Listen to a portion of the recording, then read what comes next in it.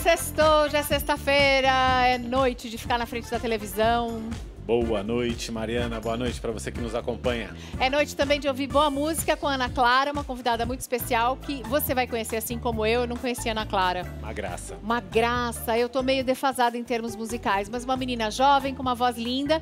E hoje também tem uma entrevista especial pra gente começar repercutindo tudo mais grave, né? Vamos de política, né? Vamos de política? Política na veia hoje. Vamos de política na veia com o secretário, ministro da Secretaria de Governo, Carlos Marum. Fica à vontade, fica à vontade, fica à vontade. Tá bom. Já estávamos sentados aqui. Certo. Eu que me levantei para falar boa noite para as pessoas em casa. O senhor eu não vou levantar para você, eu vou levantar para quem, Mariana? Pois Veja bem. né? Né? A boa educação exige certo. que os homens se levantem para as mulheres, então tá bom, eu aceito exatamente, a delicadeza. né? O senhor já se acostumou a chamar o PMDB de MDB? Não, estou numa fase de transição. Eu também. Estou numa fase de transição. Ainda não consegui, mas estou tentando me educar, me policiar. Para falar pra MDB, MDB, né? que é o nome do nosso partido nesse momento. M de Michel, uma retomada. M de Meirelles. O senhor M de gravou Michel, essa musiquinha? M de Meirelles. Não, ainda não, mas vou decorar, vou gravar. Essa musiquinha já é para a campanha da presidência? Olha, como se diz, nada é por acaso, mas ainda existe um longo caminho a percorrer até que o governo defina, até que seja definido aquele que venha a ser o candidato que representará o governo nas próximas eleições. É mais provável uma chapa Temer-Meirelles vice ou Meirelles à presidência Olha, pelo veja PMDB? bem, o presidente Michel Temer, isso eu falo sem medo de errar, é o melhor presidente da história do Brasil por hora de mandato. Talvez você diga, não, mas o Juscelino, Getúlio, gente que teve anos de mandato. Nós não temos ainda nem 2 anos, nós temos pouco mais de 1 ano e meio de governo. E assim mesmo o presidente Temer já se apresenta, né, com uma lista, com um cabedal de realizações que permite que eu diga sem medo de errar. O melhor presidente da história do país por hora de mandato, eu estou querendo dar uma produtividade, velocidade, é o presidente Michel Temer. Não dá para esquecer qual era o Brasil quando nós assumimos. Desemprego brutal, recessão a maior da história. Nós estávamos no fundo do poço e do maior poço que foi cavado na história do nosso país. E por que o melhor presidente por hora de mandato tem só 5% de aprovação? Porque nós somos, ao mesmo tempo que o presidente Temer é o melhor presidente por hora de mandato da história do Brasil, é também o mais perseguido presidente no exercício do mandato dessa nossa querida história. O mais perseguido? O mais perseguido. Mas é perseguição? É uma absoluta perseguição. É uma perseguição que hoje não observa a Constituição, é uma perseguição que não observa a lei, é uma perseguição que não observa nem a boa educação e nem a cautela que os poderes têm que ter em relação à figura do presidente da República. Olha, né? ministro, então, o senhor é uma fala... perseguição que eu tenho... E essa perseguição construiu em torno do presidente, infelizmente, como uma blindagem. Existe uma blindagem em torno do presidente que impede que as notícias boas tenham um reflexo na sua popularidade. Porque nós sofremos, eu repito, a mais grave perseguição já sofrida por um presidente da República no exercício do mandato. Falam do Getúlio Vargas. Eu conheço a história. Getúlio Vargas, com muito menos tempo, deu um tiro no peito e acabou com a sua própria vida. Quem está perseguindo o presidente? Nós tivemos, isso hoje, a própria CPI do JBS comprova, nós sofremos fomos vítimas de uma conspiração engendrada, veja bem um absurdo, nos gabinetes do então comando da Procuradoria-Geral da República. Então quem está perseguindo o presidente é a Procuradoria, a PGR? Não a PGR, mas naquele momento, setores da Procuradoria-Geral da República que comandavam a Procuradoria. Quem estava perseguindo era o Janot. Exatamente. Eu gosto de dar nomezinho, porque senão fica confuso. Então vamos lá, o senhor Janot. O senhor Janot, que no meu modo de ver, e eu o chamei para depor na CPI da JBS, eu era o relator da CPI, pedi que ele fosse depor, quem sabe até para me convencer, e para convencer a muitos que ele estava, de que nós estávamos enganados. Ele não foi. Se protegeu, recorreu à justiça para não comparecer e colocar a sua opinião a respeito disso que eu digo. Eu tenho a mais absoluta convicção, por provas que obtivemos, por dados que levantamos, de que essa conspiração foi engendrada no comando da PGR.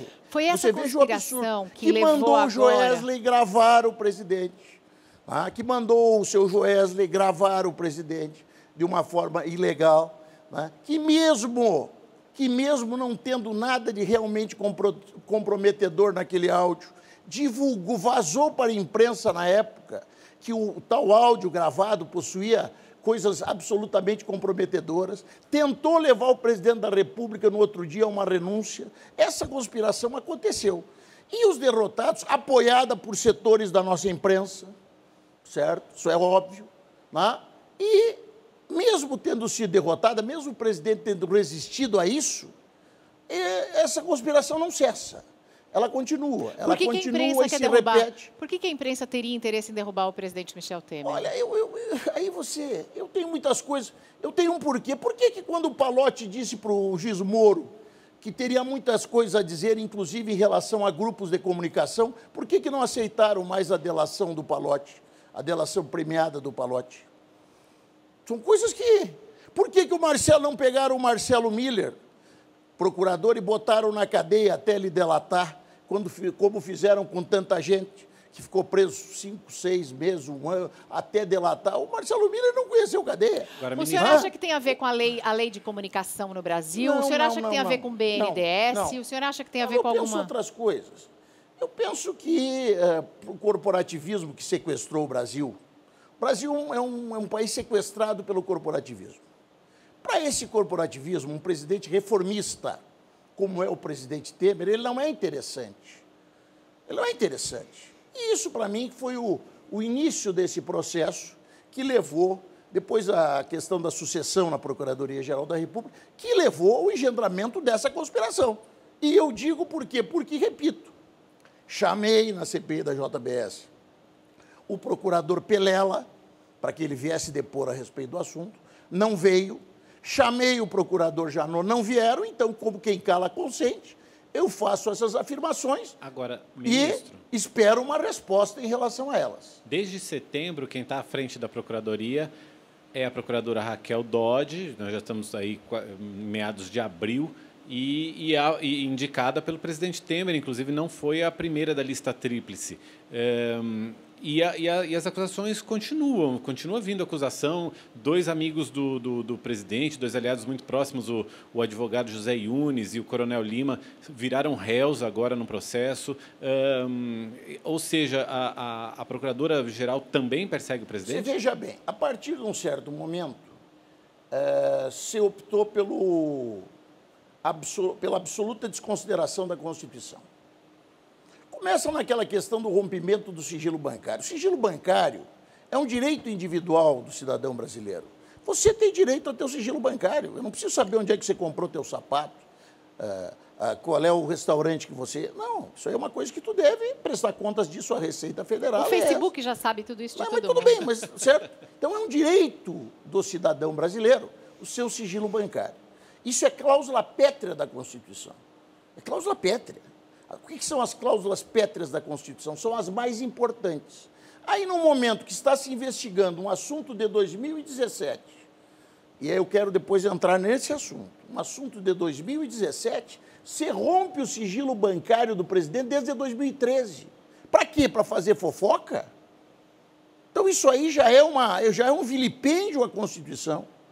Na sequência, essa prisão de 13 pessoas...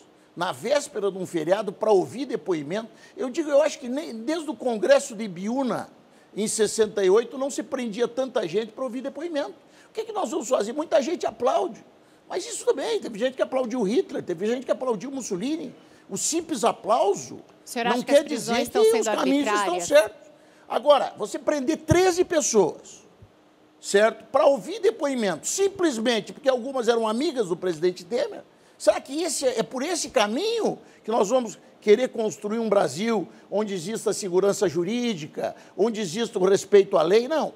A corrupção tem que ser combatida dentro dos limites da lei. É isto que eu defendo. E ela tem condições, sim, de ser de ser assim combatida, sem que atitudes como essa, até exibicionistas, sejam tomadas. O senhor acredita mesmo que dê para combater a corrupção, sendo que a impressão que se tem até hoje é de que essas brechas que existem na nossa Constituição e o conhecimento jurídico de vários bons advogados conseguiu protelar durante tantas décadas? Veja bem, nós não tivemos o mensalão há um pouco tempo atrás? Tivemos. Quanta gente foi presa?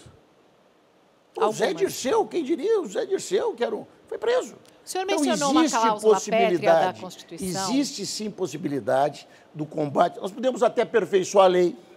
Podemos aperfeiçoar a lei se isso for necessário. O que o senhor acha agora, da prisão, não pode-se após segunda instância? achar que existem pessoas que não têm a necessidade de cumprir a lei. E hoje, você falar em sigilo quando a norma é o vazamento. Você fala em sigilo quando a norma é, digamos, a escuta telefônica, é a violação de correspondência. Nós estamos partindo de um Estado. A prisão após segunda que instância? Não é o Estado. A prisão após condenação em segunda instância? Você está te referindo ao caso Lula? São vários. Já vou aproveitar, já vou falar do caso forma Lula. Geral. É que o senhor está falando de garantias constitucionais. Já vou aproveitar o que eu vou dizer o que eu penso do caso Lula. O que eu penso em relação especificamente ao caso Lula e que vale para a questão da prisão em segunda instância. A prisão em segunda instância, ela é muito menos grave do que a prisão preventiva. Ela é muito menos grave do que a prisão por via depoimento. Tá? Ela é menos grave, até porque a prisão em segunda instância permite que você se defenda, permite a oitiva de testemunhas, permite uma série de situações e passa por duas instâncias. Tá? Mas existe uma dúvida. Se o trânsito em julgado, que está previsto na Constituição, o trânsito em julgado, teria já acontecido no momento em que se passa pela segunda instância. Aí, pensando na prisão, eu tenho dúvida em relação a isso. E como não tenho um maior estudo a respeito do assunto, eu penso que isso devia ser dirimido onde se fazem as leis, que é o Congresso Nacional. Tá? Então, o que houve agora? O Supremo decidiu legislar a respeito do assunto e já se embananou e não sabe o que faz agora. Tá? Porque surgiu um preso que, a princípio, também sou contrário à fulanização. Uma coisa é a norma. Agora, então, se eu tenho dúvida em relação à questão da prisão em segunda instância, eu não tenho dúvida em relação a outra questão. O presidente Lula não pode ser candidato, porque a lei é clara. Candidato condenado por órgão colegiado, e o presidente Lula foi condenado em segunda instância, não pode ser candidato. Então, eu penso que por aí começariam as coisas. Mas presidente deixa eu fazer Lula, uma pergunta. Tenho a mais absoluta certeza, não pode ser candidato. Deixa eu fazer uma pergunta. O presidente Lula pode estar preso? Confesso que eu tenho dúvidas. A respeito do assunto. Mas não entendo que deva agora, nesse momento, especificamente nesse caso, ser mudada uma jurisprudência. O senhor acredita que o presidente Lula foi condenado e foi preso porque ele é culpado ou foi condenado e preso ele não ser candidato? Eu não tenho assim uma maior visão sobre esse processo. Sinceramente, a análise que eu fiz, que é superficial, até me traz uma sensação de que esse processo do apartamento lá é o menos gravoso. Eu penso que até aqui o do sítio é bem mais complicado para o presidente, ex-presidente Lula, do que este do triplex do Guarujá. Do triplex do Guarujá, onde ele nunca morou. Agora, houve um processo legal, houve o devido processo legal, aconteceu. O presidente Lula não foi enfiado numa cadeia, jogado lá e ficaram esperando que ele delatasse. Não. Ele teve chance de defender, apresentou suas testemunhas, foi condenado em primeira instância, teve o direito de recorrer, houve até essa segunda instância o devido processo legal. Recorreu, o recurso não foi analisado um habeas corpus e foi derrotado no STF, então houve o devido processo legal e eu não ouso, de forma alguma, dizer que o presidente Lula é um preso político. O presidente Lula é um político preso. Até por isso eu acho o seguinte, vou te colocar aqui. Eu achei, sinceramente, eu não vejo razão para que 9 governadores se desloquem para visitar o presidente Lula e não tenha sido permitido que ele tenha conversado com essas pessoas. Eu, sinceramente, eu acho que é um político preso, é a maior liderança individual do país. Que força que essa liderança ainda tem? Tem força para influenciar o resultado da eleição? O presidente Lula não pode ser candidato. E aí eu acho que é o primeiro e principal erro desse processo. A insistência que se fez numa candidatura impossível. Impossível não é porque eu queira ou não queira, porque a lei é clara. Eu sou favorável a que a lei seja interpretada na sua simplicidade, na sua literalidade. Muitas vezes, para interpretar uma lei, o cidadão busca lá o direito alemão, o direito francês, o direito, quando a lei é feita por nós aqui. Né? É o representante do Sem Terra que existem representantes lá na Câmara. Eu, que sou engenheiro, sou advogado também, mas nós fizemos as leis são simples. Quando se começa a inventar muito, é que gera situações como essas que nós estamos vivendo. Então, para mim, tenho dúvida em relação à prisão em segunda instância. Tenho dúvidas, mas tenho uma certeza. O presidente Lula não pode ser candidato. Eu penso que aí é o erro principal. Não reconhecimento disso e no recuo para que ele se dedicasse especificamente à sua defesa. Poder de influência na eleição. Ah, ele tem. Aí tem duas coisas, né? Vamos ter que aguardar duas coisas. Primeiro, o que vai fazer o PT em relação à próxima eleição? E o que vai fazer o eleitor de Lula? São duas coisas diferentes. São coisas diferentes. Uma coisa é o que vai fazer o PT e ouvir do Lula. Obviamente que o PT não vai tomar uma atitude que não seja a atitude defendida pelo ex-presidente Lula. Vai tomar uma decisão. Mas será que o eleitor do Lula vai seguir essa decisão? Ou vai agir de forma independente em relação a isso? Essa é a grande questão. Se seguir, o candidato que eles colocarem já é um player, né, com condições de ser protagonista nas próximas eleições. E o presidente, eu tenho minhas dúvidas em relação Temer a isso. tem poder de influenciar o resultado de eleição? Um presidente como o presidente Temer, no momento em que se igualarem as condições de comunicação, tá, que a população notar que nós tivemos inflação zero. Zero. Tá? Veja bem, quando é que nós ouvimos isso? Nós tínhamos, quando assumimos o governo, há menos de 2 anos, foi ontem, a inflação era de mais de 10%. E quem é que perde com a inflação? Quem perde com a inflação é o trabalhador, que perde no dia a dia, o seu salário vai perdendo o valor. Tá? Quando a população ver isso, quando a população notar que o desemprego está diminuindo, e está, quando a população verificar que ela está tendo mais recursos para fazer até aquela compra, porque cresceu o consumo de perfume, entendeu? Não é só o consumo, cresceu, o juro está mais barato, aumentou a venda de veículos, o juro está historicamente baixo. Nunca esteve tão baixo o juro no país como está agora. Isso permite o quê? Permite que empresas invistam? Permite, mas permite que também você compre uma geladeira, uma condição melhor, uma televisão. O público vai perceber isso até outubro? Eu espero que sim. Claro que a gente não sabe. Tá? Eu noto também essa barreira. Vê, quando nós tomamos uma atitude que pode fazer, parece que aquela chuva de flecha envenenada novamente vai para o presidente Temer. Bom. Mas eu tenho esperança que quando, digamos, a comunicação se estabelecer numa forma equânime, que é no momento da eleição, tá? Eu tenho a impressão que as pessoas podem sim abrir os olhos em relação a tudo de bom que está acontecendo no nosso país. As reformas que não puderam ser feitas são consideradas derrotas nesse caminho, nesse plano do Planalto? Olha, eu vou dizer, o nosso revés é a reforma da Previdência. Se pergunta se eu me considero pessoalmente derrotado, isso é uma derrota do Brasil. Mas eu também não vou mentir, eu me considero, já que eu era um protagonista do time que tentava, naquele momento, fazer não o que é melhor para o Brasil, o que é necessário para o Brasil.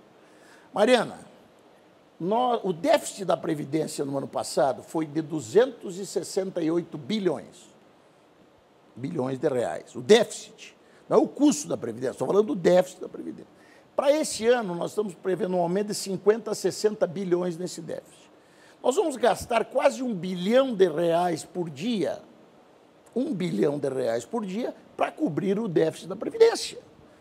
Há como um país ser viável numa condição dessa? Não há. Não adianta eu querer ser bonzinho. E aí existe um grande problema. O nosso revés, o fato de nós não termos conseguido convencer, porque nós sabemos o que é certo, o presidente Temer sabe o que é certo, mas o fato de nós não termos conseguido convencer os parlamentares de que o momento era esse, vai custar muito para o Brasil, e faz com que a reforma saia do Congresso e vá para o palanque. ela vai para a eleição. E aí vem o grande perigo. Sabe qual é o perigo? Qual? Se eleger alguém mentindo. Mentindo. Se eleger alguém que minta que a reforma da Previdência não é necessária. Isso pode acontecer. O cara, para ser bonzinho, não. O pessoal pode continuar aposentando com 48, com 50 anos, ganhando 30 mil por mês. Isso aqui é o oba-oba. Nós temos De condição qualquer maneira, o pagar. próximo presidente vai ter que fazer essa reforma. E ele vai ter que fazer. Quer dizer, agora, se elege um mentiroso que mente que a reforma não é necessária, né? Aí ele assume. Tudo é bom. Entre a eleição e a posse, a melhor época do mandato é esse. É antes de você tomar posse. Entre a eleição, a vitória e a posse. Daí é só alegria. Assume. Janeiro, fevereiro, carnaval, isso vai tranquilo. Depois do carnaval, o pessoal da Fazenda lá já vai dizer para ele, presidente ou presidenta, seja quem for, não tem jeito de continuar assim, nós temos que fazer a reforma da Previdência. Ele vai espernear, vai tentar mais uns 3, 4 meses, mas vai ter que fazer. E talvez daí faça já o Brasil não tendo condições de pagar sequer as suas aposentadorias. Ministro, deixa então, eu olhar pelo... foi um grande problema. E daí, o que você veja bem, alguém se elege hoje, dizendo a reforma da Previdência não é necessária. Todo mundo viva. E daqui um ano tem que fazer a reforma. O que o Brasil vai achar disso? Olhar pelo ângulo do copo... É extremamente preocupante essa situação. Olhar pelo ângulo do copo meio cheio. O grande medo que eu tenho é esse, que se eleja um mentiroso. Mas e se eleger alguém que vire para a população e convença a população de que essa reforma é necessária? Essa pessoa, esse próximo presidente ou presidenta, não teria mais legitimidade, algo que o atual governo não tem, entre aspas, porque isso não estava no programa original de governo? Se eleger uma proposta reformista, nós podemos até tentar ainda, no final desse governo, fazer, que é até o objetivo. Nós entendemos que a nossa intervenção no Rio de Janeiro já avança, né? Avança bem. É possível que daí nós possamos encurtar essa intervenção, suspendê-la no mês de outubro, quem sabe em novembro e dezembro, tentar passar... Só para ficar claro para o telespectador em casa, enquanto tem um Estado sob intervenção federal, como é o caso do Rio de Janeiro, que está sob intervenção federal na área da segurança, nada assim de muito grave, nada de muito definitivo. Não pode haver reformas na Constituição. Não pode haver reformas na Constituição. Fica imexível. Essa é a Agora, algumas medidas... Porque, de fato, a reforma da Previdência é uma reforma muito difícil, seja qual for o governo. Outros governos já tentaram fazer também, só conseguiram, às vezes, fazer parcialmente. Agora, alguns itens, como, por exemplo, agora o veto ao refis do Simples, que caiu, dificuldades em aprovar a privatização da Eletrobras, dificuldades... A mudança do ministro... do Moreira Franco agora assumindo o Ministério de Minas e Energia, dificulta um pouco mais, pelo menos essa parte da privatização da Eletrobras, Por que o Congresso não está colaborando também com essas pequenas medidas que, no fundo, também representam grandes economias? A reforma da Previdência, ela é extremamente óbvia. Nós vivemos mais. Tá? Nós vamos viver 10, 20 anos a mais do que viveram nossos pais. Se nós vivemos mais, nós temos que trabalhar um pouco mais antes de nos aposentarmos. Isso é o óbvio ululante. Claro que muita gente não quer ouvir isso. Então, se você diz a verdade em alguns momentos, você se transforma numa figura antipática. Agora, eu sou daqueles que acreditam que a política tem que ser feita assim, dizendo a verdade. Então, se nós vivemos mais, Mariana, nós temos que trabalhar um pouco mais. E outra coisa, a Previdência tem que ser mais justa. Não é possível que uns ganhem, que 68% dos brasileiros ganhem de aposentadoria um salário mínimo e os outros ganhem 25, 30 mil. Não dá. Nós temos que ter uma previdência menos desigual e, digamos, uma melhor qualidade de vida ao final da vida para os que ganham mais. Ela tem que ser conquistada não com a garantia de que o Estado vai manter esse padrão aquisitivo elevado, com investimentos que se faça, com riscos, com previdência complementar, com economias. Né? Ora, a pessoa já ganhou mais. Se ganhou mais, já teve condição de economizar mais, já teve condição... Né? Então, que pegue essas economias e não deixe de herança, que use da sua qualidade de vida ao atingir a idade de se aposentar. A reforma da Previdência, ela é uma reforma contra os privilégios. Infelizmente, nós não conseguimos convencer as pessoas dessa realidade. Vamos à tua pergunta. E as dificuldades de outros temas. Né? Refis. Pessoal, nós temos que entender uma coisa. O Brasil foi à lona. O Brasil foi ao fundo do poço. Por isso até que nós somos governo. certo? Nesse ir à lona, chegar ao fundo do poço, as empresas brasileiras também se desorganizaram. Então, se nós oferecemos a possibilidade de recuperação, renegociando a dívida dos estados, apoiando os municípios, fazendo um refis para as grandes empresas, por que não faríamos da mesma forma para as pequenas e microempresas? Então, o refis ele é absolutamente justo. Ele dá condições para as empresas renegociarem suas dívidas e se encontrarem aptas a produzir nesse momento em que o Brasil recupera a sua atividade econômica. Então, foi uma atitude muito positiva. Eletrobras. Nós precisamos... o Brasil não vai privatizar a Eletrobras. A ideia é capitalizar a Eletrobras. Como é o caso, por exemplo, da Embraer, que foi uma capitalização onde o governo manteve parte do valor, parte das ações e manteve a tal Golden Share. Golden Share. Ou seja, o poder decisório. Isso também se quer fazer em relação à Eletrobras. Por quê? Porque o Brasil não tem condições hoje de fazer na Eletrobras os investimentos que são necessários para que ela continue prestando um serviço adequado e crescendo em conformidade como cresce o Brasil. Mas, pelo a visto, privatização da Eletrobras é uma necessidade, é uma necessidade. E nós temos convicção de que vai passar. A discussão recém começou. É que talvez essa ideia, vão vender, vão dar a Eletrobras. Não, nós vamos vender ações. Hoje nós temos o controle acionário total. Vamos vender ações, vamos manter um tanto desse controle acionário, 30, 25, 30, mas com o poder de veto em relação a atitudes como nós temos, por exemplo, na Embraer, que só é hoje essa grande empresa porque houve esse processo de capitalização que permitiu investimentos e faz com que ela seja hoje uma player importante nesse mercado altamente competitivo e especializado, que é a aviação, que nos traz orgulho. Eu quero voltar a Embraer a falar sobre é uma empresa que nos traz orgulho. Eu quero voltar a falar sobre a Lei dos Portos, porque é o seguinte... Lei dos Portos, essa é boa. O Planalto espera uma terceira denúncia contra o presidente Michel Temer. O Planalto é contra a investigação do decreto da Lei dos Portos. O Planalto tenta interferir de alguma maneira na investigação que é feita hoje? Mariana, imagina aqui se você encontra uma grande estrutura investigando um assassinato. Delegado, corre, vai lá, vem. Não é porque isso gasta, né? Tá. Só que o assassinado ou a assassinada está viva, é você. Você está aqui conversando comigo e está se investigando o teu assassinato. Está se investigando um assassinato que não tem cadáver, não morreu. O decreto dos portos não beneficia a Rodrimar. Beneficia o Grupo Libra? Não sei se beneficia o setor. Beneficia o setor. O mesmo. Agora, na segunda-feira, o jornal O Globo... Mas já não era um setor que estava endividado? Deixa eu te dizer que o jornal... Não, todo mundo sabe que o setor de esportes é um problema para o Brasil. Você já deve ter ouvido isso, vocês.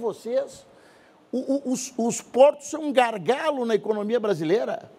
Os nossos portos encarecem tudo que nós temos que mandar para o exterior. Já dizia Ike Batista, que fez o Porto de Açu lá. E olha, isso é uma coisa que parece que deu certo, aquele Porto de Açu. Parece que de tudo que ele fez, a única coisa boa é o tal Porto de Açu. Pelo menos eu ouvi falar, eu não conheço o Porto de Açu. Diz que esse Porto de Açu é uma coisa boa.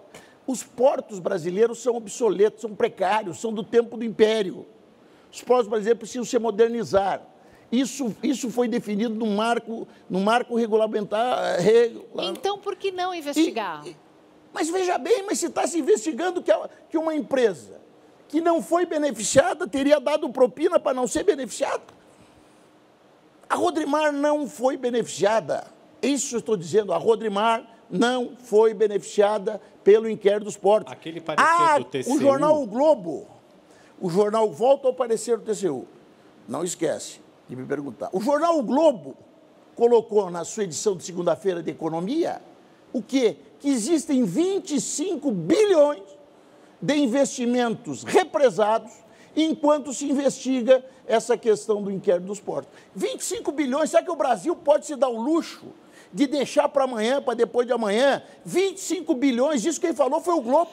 Foi o jornal O Globo. Não foi o Globo que falou e nem tirou da própria cabeça que foi entregue um pacote de dinheiro no escritório do amigo do presidente Temer para entregar para não sei quem. Mas, não saiu da cabeça do Globo assim. Não saiu da cabeça do Globo. Mas esses 25 bilhões estão no Globo.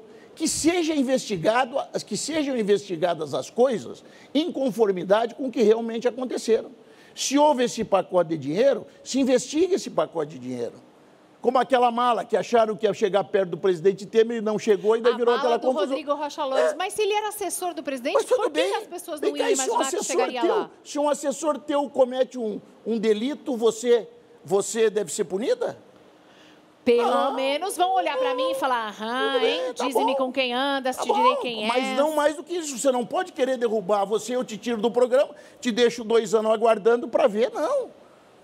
Tem que se provar, nós temos que voltar a ter essa noção de presunção de inocência.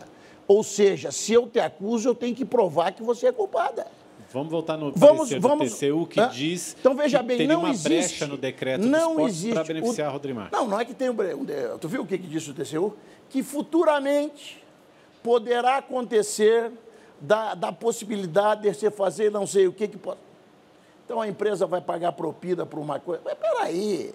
Vamos cair numa real. Por isso que eu digo que é perseguição. O Temer não manda lá no Porto eu posso dizer que tu pode sair daqui e assaltar alguém na rua. Aí, Marum, o Temer não manda lá no Porto de Santos? Se eu precisar de alguma coisa no Porto de Santos, posso ligar para ele? Eu não sei. Alô, Michel? Tô com um probleminha lá em Santos. Eu não conheço ninguém do Porto de Santos. Entendeu? Nunca vi ninguém do Porto de Santos lá no Planalto, nunca vi ninguém do Porto de Santos em Brasília, certo? E sei que o presidente não tem nada a ver com essa questão da Rodrimar, porque ela não foi beneficiada. Você já viu empresa pagar propina se não é beneficiada? Ouviu falar? É óbvio que não, pessoal. Então, se está fazendo uma celeuma em torno de alguma coisa que não existe. É a investigação de um assassinato onde não existe cadáver, onde ninguém morreu. O senhor acredita que se ele recuar na ideia... Tem uma ligação, tem um grampo telefônico do Rodrigo Rocha Loures com, se não me engano, o presidente da Rodrimar, falando do decreto dos portos. Algum interesse essa empresa tinha nesse decreto? Mas se tinha, não foi atendido. Se tinha, não foi atendido, porque é só ler o decreto. O decreto existe, não é um pensamento, o decreto existe. Me pede para alguém apontar, isso aqui beneficia a Rodrimar no decreto. Não existe, tanto é que não apontaram. Tanto é que você não sabe, eu não sei. Olha. Agora, se ele ligou, o setor econômico se movimenta. O setor econômico se movimenta, tem seus interesses que nem sempre são contrários ao interesse do país. Não é porque o interesse empresarial que é contrário ao interesse do país, não. Isso aí é aquela questão que é quase que uma perversidade, porque existe interesse empresarial ao contrário do interesse do país. Muito pelo contrário. Normalmente, os interesses das empresas brasileiras são os interesses do país também.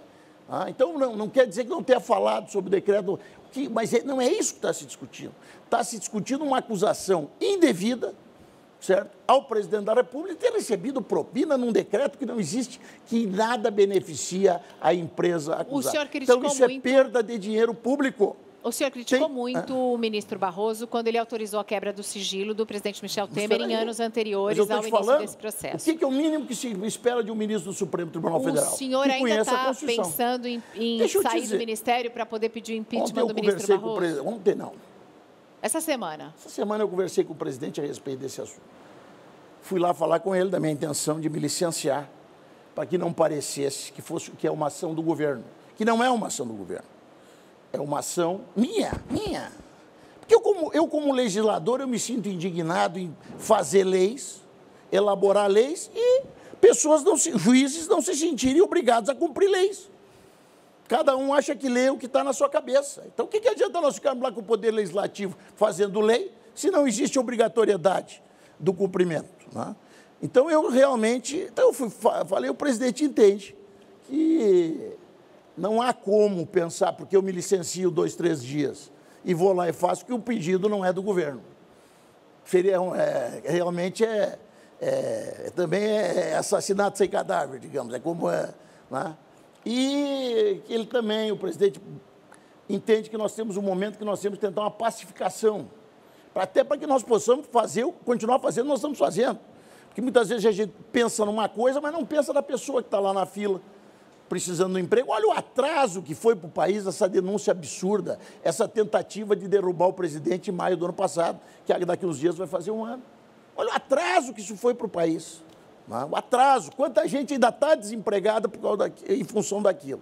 Então, eu realmente devo confessar que eu estou reavaliando essa situação.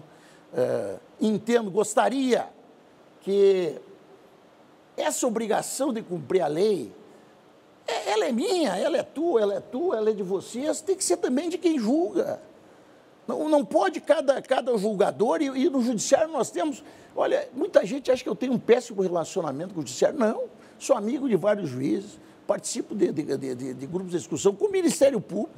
Na minha posse como ministro, o Ministério Público do Mato Grosso do Sul mandou um representante.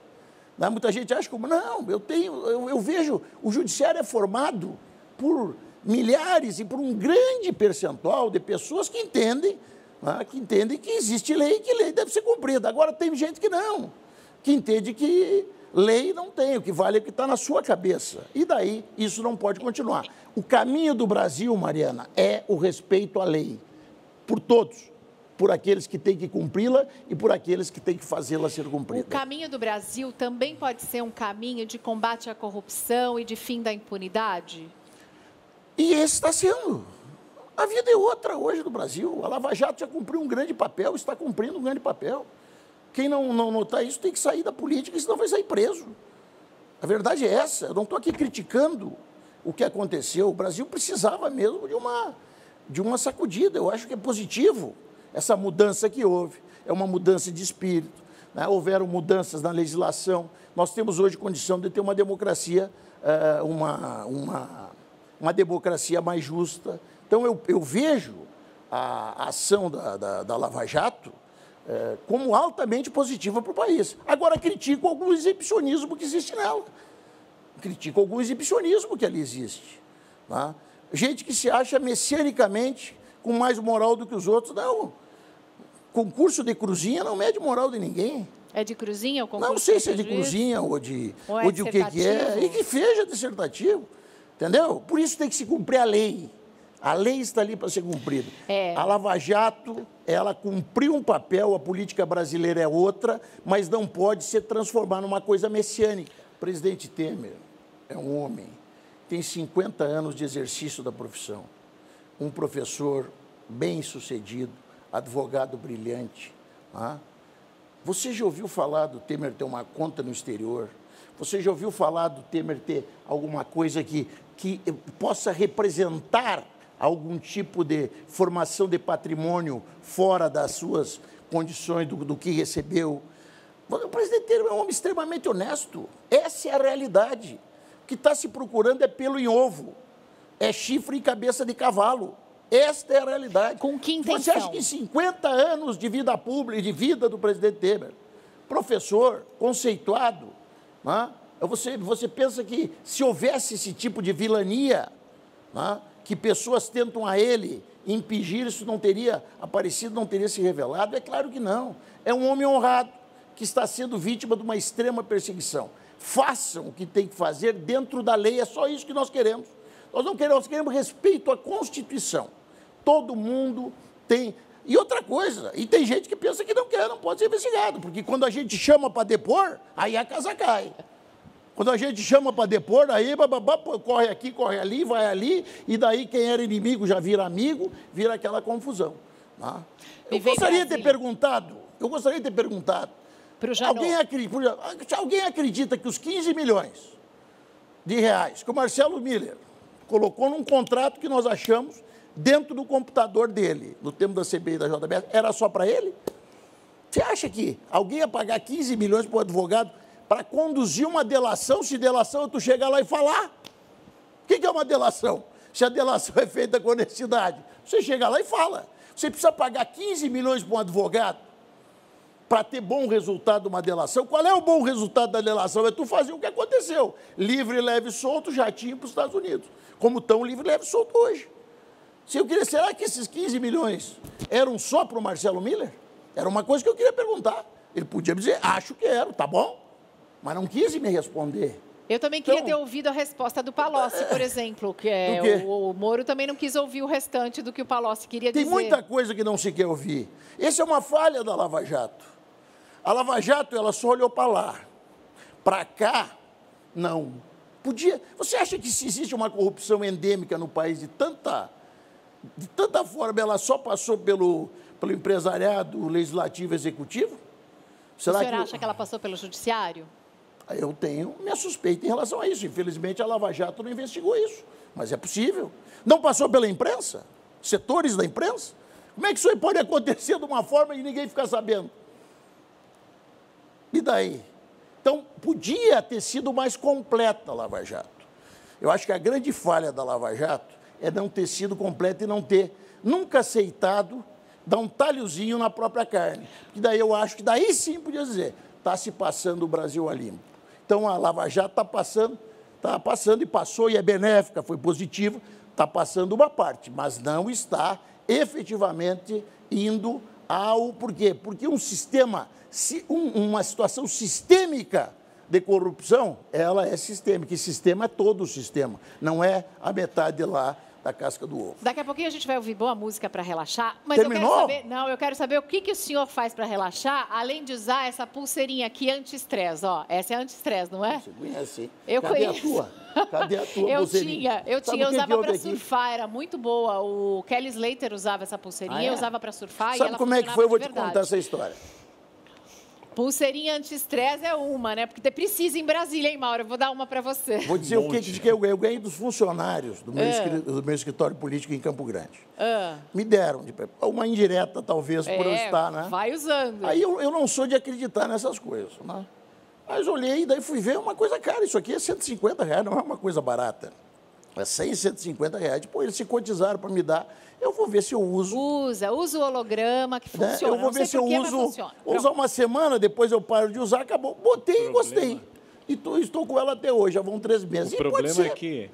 Não sei se contribuiu, mas pelo menos... Não infartou até agora, o problema é que em Brasília tem gente que recebe uma tornozeleirinha antes também, de vez em quando. Né? Eu tô só com a pulseirinha. Pô, holograma numa tornozelinha. Mas olha, me parece que ela... Vai relaxar um pouquinho. Vai para o Pantanal, vai pescar? Mato Grosso do Sul, o meu estado, ele é um estado excepcional. E uma das grandes belezas, né, do Brasil lá se situa, que é o Pantanal. Sou mato-grossense. Então, eu, quando consigo uma escapada um fim de semana, eu ando um pouco por lá para dar uma relaxada. A gente passa 2 dias no Pantanal, parece que passou 15 dias tem fora. Tem um rancho para pescar? Sul também, tem... Não tenho, mas eu tenho amigos lá. Um ranchinho. Corumbá ali, tem barcos, a gente... E vai para o sul também, não vai? Não vai para o sul no verão também? Não, no verão eu vou. No verão, não é? Verão eu gosto do litoral do Rio Grande do Sul. Minha família está lá, eu tenho pai e mãe vivos. Isso é um privilégio, né? Então, eu faço questão de, no mês de janeiro, ter uma convivência mais estreita. Natal, Ano Novo e o mês de janeiro, fim de semana, tal, eu passo por lá. Gosto de tomar minha caipirinha, tomar meu... gosto de cantar. Parece que...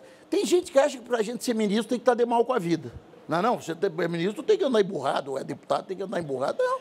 Eu gosto de cantar, gosto de carnaval, gosto de samba, gosto de tradição gaúcha, gosto de música. Que música que o senhor gosta de cantar? Olha, não, mas você não vai querer que eu cante, não. Aí não. Aí não, porque a última vez que eu cantei deu um problema, apesar que foi um sucesso. Qual foi? Foi aquela do Benito de Paula. Do Benito de Paula, deu milhões de visualizações. Qual é a do Benito? Não. É a da mulher? Aí não. Ele cantou no plenário do Congresso lá. Aí vou declamar uma poesia. Vamos lá, poesia. Aos poucos, a evolução rouba-me tudo que quero. Mas, para ser bem sincero, me sinto um peão no direito de guardar dentro do meu peito as coisas que eu mais venero. A evolução, não receio, apenas o que eu anseio é que ela não ache um meio de transformar-me por dentro, pois o meu coração é o centro de um permanente rodeio. Tá bom? Então, já que você... E isso quer dizer muito da minha vida. Eu, sinceramente, eu tento ter uma coerência. Eu acho que o básico é coerência. Me criticaram por muita coisa já, e muitas até com razão. Muitas com razão. Agora, nunca vão poder me criticar, se Deus quiser, e continuar por ser incoerente. Ele é chamado de tropa de choque, já está com o para-choque todo amassado, porque é o primeiro, mas coerência o senhor tem sim, coerência e veemência. E acredito nas coisas, e acredito no Brasil. Um Brasil melhor para mim, para o meu filho, eu tenho um filho de 14 anos. Então, eu acredito, sinceramente, que num Brasil melhor, e acredito no que nós estamos fazendo. Eu participo de um governo que está melhorando o Brasil. Por isso, eu estou feliz por isso, e por isso que renunciei, abri mão de concorrer à reeleição. Eu abri mão estava em primeiro lugar nas pesquisas de Mato Grosso do Sul, abri mão.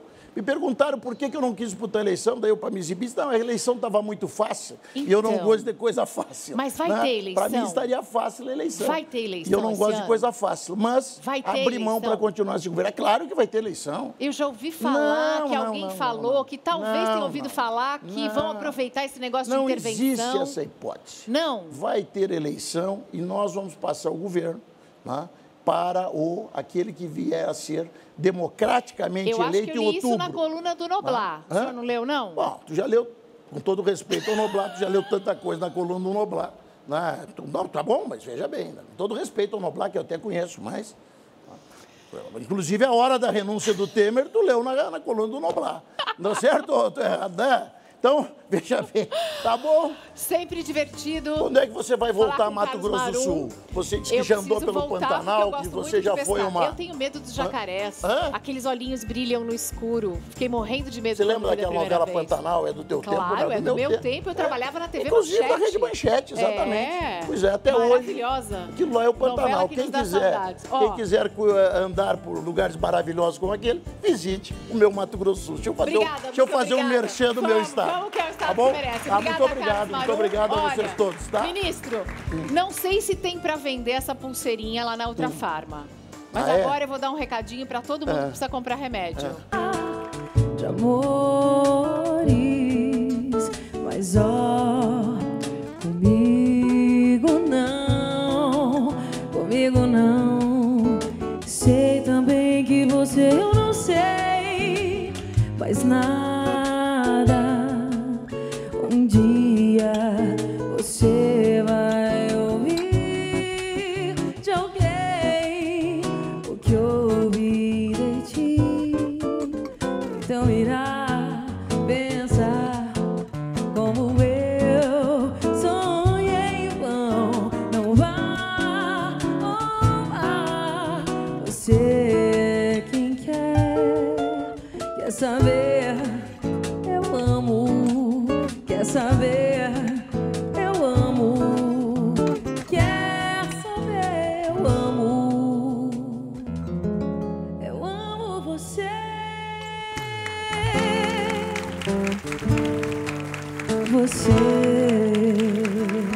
Que delícia essa voz! Bem-vinda, Ana Clara.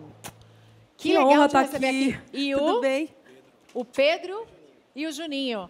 Ana Clara com o Juninho no violão e o Pedro na percussão. Na percussão. É bom chamar de percussão, fica generalizado no batuque. Eu não preciso dizer o nome desses tamborzinhos nem dessa caixinha aqui. Bongô e carrom, ele está fazendo com a gente hoje. Obrigada, viu, Pedro? Que linda você, que voz gostosa. Muito obrigada. Esse foi o último trabalho de 2016. Isso. E você ainda está fazendo shows com ele? Então, na verdade, agora, a gente já está para lançar o nosso próximo trabalho. Oba! O nosso, né? Porque eu digo que é nosso, né? Porque tudo que eu faço é para quem me acompanha, para os admiradores do nosso trabalho, para a galera que segue comigo, meus músicos. Isso Gente, é uma... a música tem renovação? Tem renovação, sim. A Ana Clara tem 20 e pouquinhos anos. 24, 25? 23. Oi, 23! Ela é mais nova. Ela passa maquiagem. Tá vendo? Passa tanto... Eu digo que eu sou muito velha, assim. Porque acho que a gente... Quem vive de música, assim, é tão intenso, vive tanta coisa, assim... que eu olho para trás, às vezes eu falo, gente, como assim? Eu já passei por tudo isso, gente. Quando você olha para trás, com quantos anos você começou? 14. Então, já são quase 10 anos de estrada, é gente. Isso. A Ana Clara está com um projeto muito legal de internet, de YouTube, cantando com outros cantores. Exatamente. Chama Ana Clara Convida, é isso? Não, é Ana Clara Acústico, da internet. Tá. E os shows e o show é são- Ana Clara Convida, uma temporadinha que a legal. gente está fazendo No no Paris Paris Burlesque? 6. Isso. Ah, o Paris 6 Burlesque, gente, é uma casa super bacana, porque ela tem uma coisa intimista, né? Ela é grande, mas ela tem um negócio meio intimista, né? Tem a parte Não, de totalmente. cima. É uma casa que ela não é muito grande, porque ela cabe 200, Umas 200 pessoas. 220 pessoas, mais ou menos. Então, assim, para quem vai assistir, é mais tranquilo, é todo mundo sentadinho, para você poder mesmo curtir o som. E a gente que trabalha tanto para isso, a gente fica tão feliz quando a gente até faz show nesses lugares menores, assim, porque a gente sabe que as pessoas estão lá especialmente para nos ouvir, né? Então, a gente fica muito feliz. E esse projeto Ana Clara Convida vai começar na semana que vem, quinta-feira, dia 19. Ai, vem aqui sentar comigo Vamos, na poltrona, vamos, que eu já estou vamos, aqui. A gente fica de pé conversando. É, isso aí. O Juninho e o Pedro dão licença pra gente, né? Ela volta para cantar mais um pouquinho. Esse clipe que a gente está vendo aqui no telão é de uma música com o Alexandre Pires. Essa é o Mimimi, não? Não, essa chama Meu, é uma música do Djavan, porque nesse projeto acústico a gente regrava clássicos da música brasileira. E aí, na verdade, não é especificamente MPB e nem samba, que é a minha praia, assim, mas a gente, assim, eu preferi convidar todas as pessoas em que eu sou fã, em que eu admiro o trabalho. De quem você é fã? Eu sou fã de tanta gente. Assim, eu fui criada ouvindo samba, né? Me sinto sambista mesmo, assim, porque corre na minha veia isso. Mas, nossa, Djavan, Van Lins. Na minha infância toda eu fiquei ouvindo muito meu pai cantar essas coisas. Como é o nome do seu pai? Alberto. Seu Alberto, bom gosto Opa, musical, hein? muito. E seu Alberto botou você para estudar música pequena? Na verdade, não foi nem meu pai. Minha mãe falou que eu era muito agitada quando era pequena. E ela falou assim, Ana Clara, chega. Eu tenho certeza que a música acalma as feras. Vou colocar você para fazer violino. Aí comecei a estudar já violino clássico. Quando eu tinha um pouco menos de 3 anos, eu fiz 10 anos de violino. E aí eu acho que eu tinha uns 6, 7 anos. Cantava muito, tipo Sandra de Sá. Inclusive, eu gravei com ela recentemente. A gente gravou Bye Bye Tristeza, que é um dos clássicos Bye Bye dela. Tristeza. E, nossa, eu me emocionei muito, assim, porque eu lembrei muito da época em que, na minha casa, a gente fazia uns encontros de família, em que a gente cantava muito no karaokê, e eu sempre cantava essa música, e foi nessa música que meu pai falou, Ana, por que você não leva a sério? Né? Mas eu era muito pequena, 6 anos, 7 anos, sei lá. E aí eu comecei a fazer técnica vocal, e aí, por último, eu fiz piano. Então, assim, a música faz parte da minha vida, é o ar que eu respiro, assim. Eu fico muito feliz de ver uma nova geração talentosa chegando e os antigos e famosos nomes receberem com generosidade, porque é muito importante ter esse equilíbrio, esse balanço, essa parceria. Total, eu acho que isso é o que mais, assim, que mais me toca, é ver que ainda tem pessoas que são generosas nos dias de hoje em que isso é tão difícil. E eu sempre fui uma garota de sorte, assim, porque logo que eu cheguei aqui em São Paulo, por exemplo, o Péricles, tipo, me deu a mão e falou, exatamente, falou, Ana, vem, tem espaço para você. O samba precisa de mulheres, precisa de renovação. Com quem você gravou no samba? Você gravou com o Péricles, você gravou com o Alexandre Pires? Como ficar até amanhã falando? Oba! Pera aí. Eu gravei com o Péricles, eu fiz alguns shows com o Belo, eu participei da turnê dos Gigantes do Samba, que era Alexandre Pires, o Belo e o Luiz Carlos do Raça Negra, em que a gente fez 1 ano de shows, foram mais de 200. Viajou o Brasil inteiro, viajou para fora também. Sim, fizemos Argentina. Putz, eu acho assim, de cabeça, assim, não lembro. Com quem que você ainda não gravou e que você quer gravar? Eu tenho alguns sonhos, assim, né? Por exemplo, de mulher, a minha diva, assim, master, é a Ivete Sangalo. Opa! Veveta! Não, Veveta faz parte da minha vida muito. Já fui assistir vários shows dela. E, na verdade, a gente não é fã só dela como música, mas sim, né, do conjunto todo, porque ela é muito incrível. Mas Djavan e Van Lins. Eu morro, eu já falei. Eu brinco com o meu empresário e falo, se eu gravar com tal pessoa, você já deixa um SAMU ali, que se eu passar mal, a gente já sabe onde a gente vai correr. Chama o SAMU para Ana Clara, porque ela está crescendo, ela está evoluindo muito como cantora, como artista. Tem umas tatuagens também nos dedos da mão, deixa eu ver. Eu tenho muitas. Pai e mãe. Pai e mãe. Que bonitinhas, olha que fofas as tatuagens da Ana Clara. Olha, Ana Clara, gosto muito de receber jovens artistas, pessoas talentosas. Aqui, a gente, quando começou a receber os artistas, a gente trouxe o Johnny Hooker, foi muito legal. É legal ver esses jovens talentos crescendo e ganhando prêmios. Totalmente. E eu espero isso para nada menos que isso para você. Quero ouvir mais uma. Vamos nessa. Já que a gente estava falando de novo trabalho, a gente combinou de fazer uma música que a composição é minha, junto com o César Lemos, que estará no meu DVD, que a gente vai gravar mês que vem. Vocês vão gravar no Burlesque também o DVD? Não, vai gravar em outro... Tá. A gente ainda está terminando de bater o martelo na data, mas vai ser mês que vem. E eu estou muito feliz, inclusive por conseguir colocar músicas minhas nesse novo trabalho. Porque isso é muito importante, né? Quando a gente consegue... falar é que, na verdade, quando a gente compõe, não é nem sempre o que a gente sente, mas coisas perto da gente, sabe? Já é super bacana você ser uma boa intérprete. Se você ainda tiver outro talento, que é o de escrever, melhor.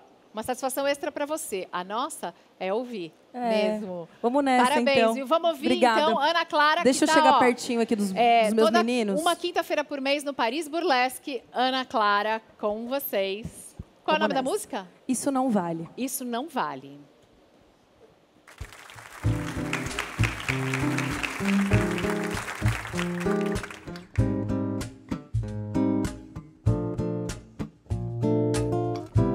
Você tá pensando que isso vai ser fácil assim? Controla as aventuras do meu coração, meu bem. Tô vacinada contra a tua sedução. Nem vem que dessa vez não vai rolar. Só não contei com aquele olhar, esse sorriso, esse jeitinho de menina, eu não resisto. Isso não vale, não vale, não vale. Meu ponto fraco é você, golpe baixo pra quê? Isso não vale, não vale, não vale, não. Meu ponto fraco é você, golpe baixo pra quê? Isso não vale. Então, será que vem? Muito obrigada pelo carinho da sua audiência. Um beijo!